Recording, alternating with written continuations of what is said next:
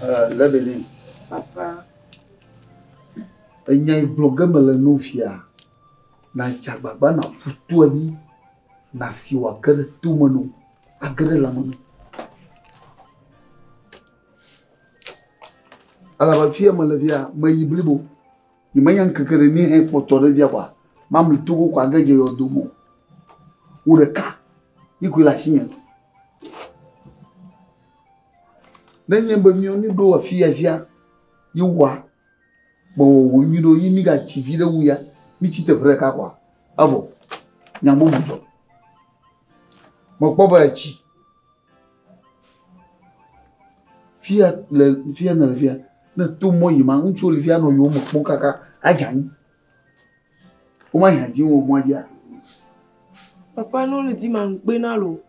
Nzuna o mere mtono no be na toni mlono no. No le dit man mlono. Nzuna o hanya nto. Fia ne mbale ya. Ono pongba na nto sina o vona o puna jujona. Ngba pona mo. Le via mo so ko na maglon le fia nyate poto na le fia. Le via mo so ko ate kwa do atongo chia. Oh, ada tongo chi ha. Bo de via mo so ko. Na makare ji o. O ya. Banya be chia. Papa na jave bio comme to que le moitoire. Ve bio bina de nimbali nim solo yo mari. Nim zuno ka kai ba tuna na mbe nimba no zuno. Bola ba bubon. Zuno onto. Kama konto bo ko de ka ko ga to na ke siaga. Magatona mambo bureke dio. Nyabe doro konto go fia no bia bia semena. Ye ba ye ncho yo amjuna wo ha. Yo akpaba ncho ju. Nyanya mo maglo no ko yin ba fia le fia chi. Sa e ko na fofua wo de fisia. Na de fufia ko fuga pam. Ala ba nyo du mi la fia. Mo yin wa to du de ko. Sa wo yin wa to du na fofua na fuwu do ki okra. Fola ga. Si a nous le moment le magnon de yéou sur le bord on va être de fou donc on a fou donc on a coulé de quoi ya jo banya banya nyakabia glo on se recueille ya de fou on se recueille ya de fou no ri ni nyam sun tocho manyam so manyam so akanya igulane la dia. Oh, I told you now. Lava no beha a borarega when he got home. Number no one ma. Oh, and a kaba. Then I'm Jimal Nana. Don't should have blovia at the flu. No do flu a vigiga when ya magapum fear no go. A galan on swabo. Now, oh, Fuma, Simakuno girl. No Zuma, Simakuno girl. You shall go on to a blue. Simakuno girl. Ei maudi, tu le kama jimoa, ayo. Filha minha wanha ba, nem ba. Amare agua com vai para uma cara. Vá, mãe. Agora foi mano. Amma. Oizo. Yo.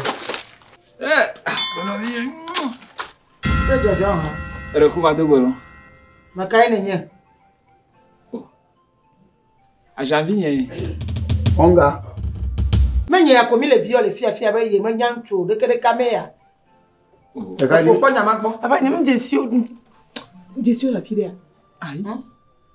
Papa, le bene. Ebu mo papa. Abumo. Oh. Dagaje. Vio ya. Abumo la ma. Leko la no. Ni me la benye ma popo. Oh, le Ala dagaje leko. Dagaje hey. Leko la no. A janvier rien pas du tout. Et le coca quand Jesio. A janvier. Ba kiti on fa ma. Ni te fiam. Oh. Mabale. Awo nanyiko. Nanyiko mo ba kiti on fa ma. Regardez, mais qu'est-ce qu'on fait? Oh, non. Ne peut pas faire ça. Regardez, mais qu'est-ce qu'on fait? Oh. Devient que. Ne va pas le gars ici qui aurait pas menaillé. Il gagne mal la femme. Maman encore. Il faut d'acide. Il faut faire la maman. Qu'est-ce qu'on fait? Va. Oh, va, non. Mais qu'est-ce qu'on fait? Non. Ah, cocono. Ah, non. Ah, ma. Afofa. Ou de vie ya. Ou de vie bada ya. Ou de vie dragné ya. Anyako bien mo le fi am pas de mo. Boda. Kuma teto nya one ji o la vi tu ki do. Mama ni mjesi o. Ni o ya fi ko we na blemi a. Akwa go no wa. Won pa ma. O de vi tu ki ya. Ma ba fi ma jesi o re. Noi? Yo va lo la ke. Ma jesi Oh, be de. non. Eh non vi noi. Lebede. Oh, lebede. Agbenu ke ji ya na wu mfia. Alo jinka ha alo chokaka salado. Agbenu ke ko shira ya na wu ma. Ya ma nya gbo mu hu le ka kwa. Ji le ka nkunye mo kwa. Am vaja lebede. Papa tamina ebu mo ela. Abu mo. Ah, ayi na Nigeria. Anya ijo. Ba do Togo. Anya ijo. Echi ha. Echi. Yebenya ha. Lebede. Papa. So we ma. Lebede. So we ma. Papa ni soke. Ah, ma o. Nyawa ma se ko ma so. Abaye ba chanji na nya. A chanji we ma. Papa ni soke njebe play. Mo buge. Papa ni so nya yo la. Mo buge. Ni soke njebe plenty le fou. Ah wa. Ebe pom bébé fi kam le ma. Wala don. Ye mfie ebe vale. Ye mjesi la fi le popo. Si on va y. Gbete ya bena de. Ko mo shoti le na. Tu de dire ah wow. Ah bon. Ya français vovo mouriager. Ko ma ko Ethiopia. Mo wu de dia. Apoyema. O ma ko ma gloma. O de vie le ko ru ki dara amoku ko jira rofa azi munaka. De mo nyua. Aw ko mo no nyele. O mo no nyele. Mo ga po mo no ga de dia na no kamu. Nya. Nya penjere su penjere ka. Mo ga po mo no ga de dia na no kamu. De dia ma je simu. Ipogara.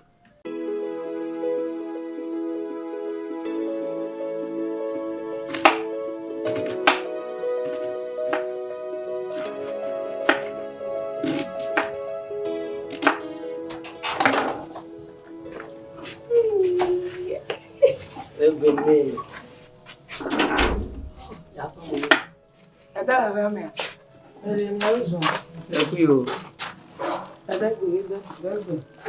Yo là, le fienino. Il faut dire. Dada mbeku hono ya. Ona ebe bejo. Ifi anye ku ele we fifi. Après Ok, dada, mai da ke tellement pas pere tu. Naba. Tenez. Afore kuku afanya. Depuis Ka vioni. Madapu Ghana to man. Kana befika. O Ghana fla uma de agif mapo. Oh, tala wezo. Yo to. Vamos jurar. Mo kwa mtrolo. Okay. Rekaje? Aku fo wezo. Yo wezo. Rekaje? Rekuku kwa ziki mara tasia. Nko una. Pia na bona no hiyo.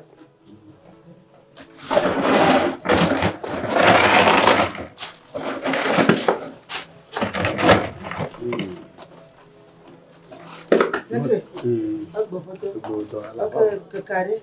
Oh. Ni we ni. Wezo. Yo. Telefone. Aussi. Vamos phone ya. Makao. Ma viu ono. Hapo viu va faire des veto. Eh bunu. Nyaka. Viu nene na famille bene de kape. Le bene bona ba. Madapu. Le kan ni klimi. Au ya te kwa de mo madi. Na gluku ba ya vinyi. Yewe ni moko di bota. Abi aonga. Afo. Awo. Note. Ma gbo sanyi. Note na senyare ke kada ya. O wa gblonya. Awo gblonya to nya te falo. Gblonya.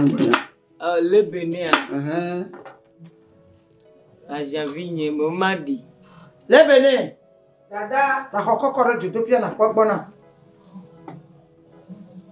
Le Bénin. Le Bénin, magia. Comment il n'a pas? No way yo nyan kumba ma. Comment il n'a pas? Magia. Le medon, me benade. Afo. Hein? Le Bénin meti wa. Peuple faut fonner à mettre yo wa. Awo. Non t'es là. Awo daka me senya walo. Qu'est-ce que tu viens? Mala shi jalo. Daka je. Lekkal le bi yala no. Honlo minya. Honlo. Afo noyi là. Awo, ma senya me. Dati noyi na bien nye. Aha. Abo baby de toi manya mabo que tore. Honlo lek honlo lek. Honlo abele honyon plantu. Ba honlo. Globana de ye jadi.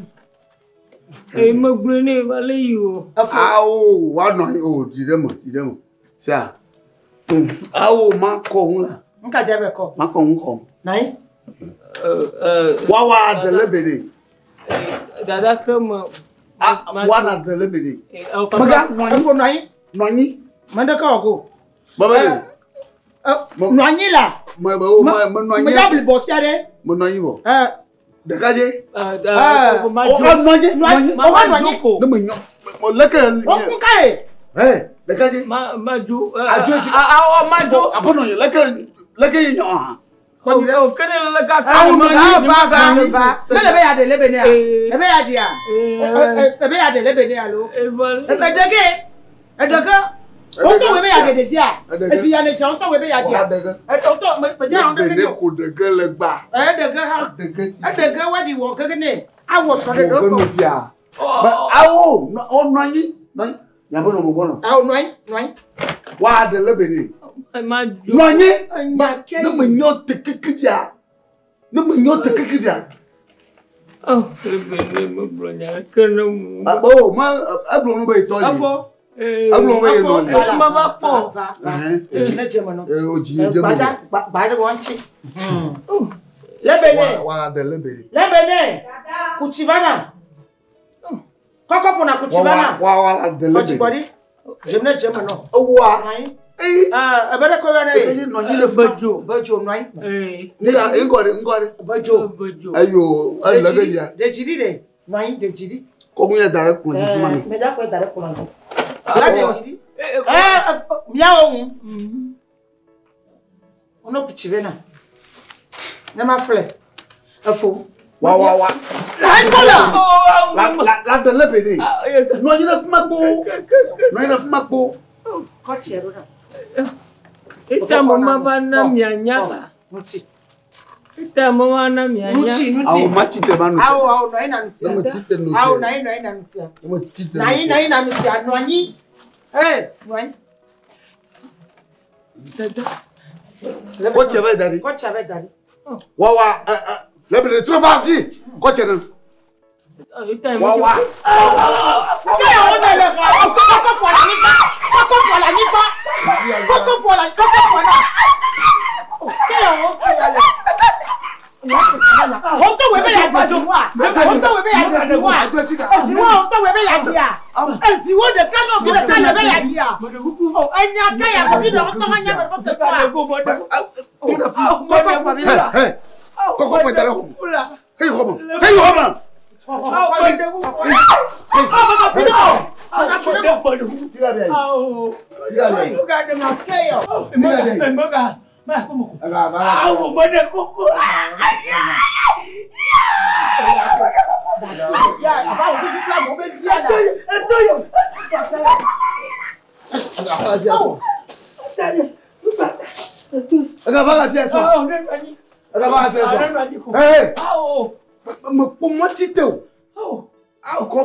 va falloir aller à la forêt. Malidasi.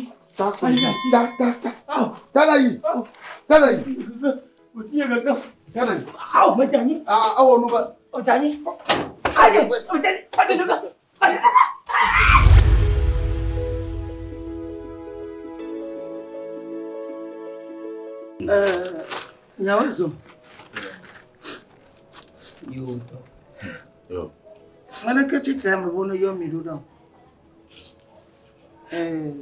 menya bana ku ya mama to kata bana pe ya mbo nyago akata ni bana nyago na be yo kon lo ye mi ni nde abalo le nyabo ngolo tuire menya mo yo ni bekaje e va pe ya magare me be iba shi ni de ya Ndio amebaka kwa vinya bongo. Nyakela si. Oh. Iwe gbe ba mi eto gbe yan yen ko. Lo me ga do ko. Ka pe wa to yi mi je. Roba ko za. Ni me nya ke tu. Avionga. Avina jego ma roba zan. Wa to wana no nya ko ku nchiko. Dodo moto. Mo lan chepo. Mbere ko na wa nko ntoko wa. Wo mare ta ho yoko. Mo nko ni to lomevi. Lomevi. Eva na pe ya mare de via ta be ira jaye. Manya bia nyuro be ka gbe do fu de via. Le ke na dia be ka gbo do fu lo la nya gbe do fu de via. Lo ma bi le ke ta do fu de via. Fo. Lomevi. Mare kuku enwu ya le ngono de via de nyande kurentia. Ya nyeme na ke pom to chono. Oh nyeme na ke pom. Kama nya ndele kama. Ta me nya ko. Le benechite na wapo. Oh. Chite. Le benechite. Aola. Do Thomas le benechite. Ayo. Awon pa ma so an. Mapo e. Le beni no yi. Susuka la si ore kurentio. Ma. Susure ke me la sin.